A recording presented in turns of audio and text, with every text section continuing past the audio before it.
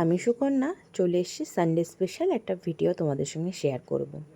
সকালবেলা উঠে দেখছি জমেটো বাড়ির পাশে দুটো বিড়াল বাড়িতে এসছে বলে কী ঝগড়া। ঠিক যেমন আমরা আমাদের সংসারকে ভালোবাসি আর সংসারে কারো ইন্টারফেয়ার পছন্দ করি না, ঠিক কুকুরদের মধ্যেও কিন্তু তেমন আছে দেখলাম। কদিন ধরে মন মানসিকতা ভালো নেই, তোমরা বুঝতেই পারছো। তো সেইখানে রান্না করে কিছু খেতেও ইচ্ছা করে না। কিন্তু ফ্যাক্টরিতে একটা দাদা তার পরিবারের থেকে অনেক দূরে রয়েছে, আমার কাছে একটু সিদ্ধ ভাত খেতে চেয়েছিল। তাই বলেছিলাম যে সিদ্ধ ভাত তো আর সানডেতে করা যায় না, একটু ভালো মন্দ কিছু রান্না করি। তাই একটু বিরিয়ানি করেছিলাম দাদাটার জন্য। দাদাটা কিন্তু খুব তৃপ্তি করে খেয়েছিল। বিরিয়ানিটা দেখতেও যেমন ভালো হয়েছিল, খেতেও ভালো হয়েছিল। মনে মেজাজ ভালো না থাকলেও অনেক সময় অনেক কিছু করে খাওয়াতে হয় বা করতে হয় আমাদের। শত কষ্টর মাঝেও সবাইকে ভালো রাখার জন্য আর সবার মুখে একটু হাসি দেখার জন্য অনেক কিছুই করতে হয়।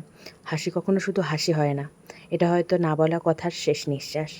মানুষ হয়তো হাসতে চায়নি, সে শুধু চেয়েছিল বুকের ভিতরে যুদ্ধটা যাতে জমে যায়।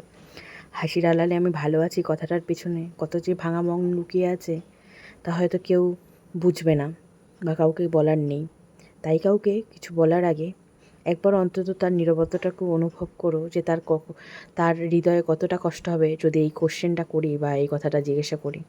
তাই মানুষের কাছে অনুরোধ, এমন কোনো কিছু বলো না যার আত্মাতে কষ্ট হয়। অনেক কিছু কেনাকাটা করলাম, যেগুলো সামনে ভিডিও আসছে কেন কেনাকাটা করছি। তো হাবড়ায় গেছিলাম। আজকের ব্লগটা বেশি বড় করব না, এইটুকুই। ভালো লাগলে লাইক কমেন্ট করো, এভাবেই পাশে থেকো।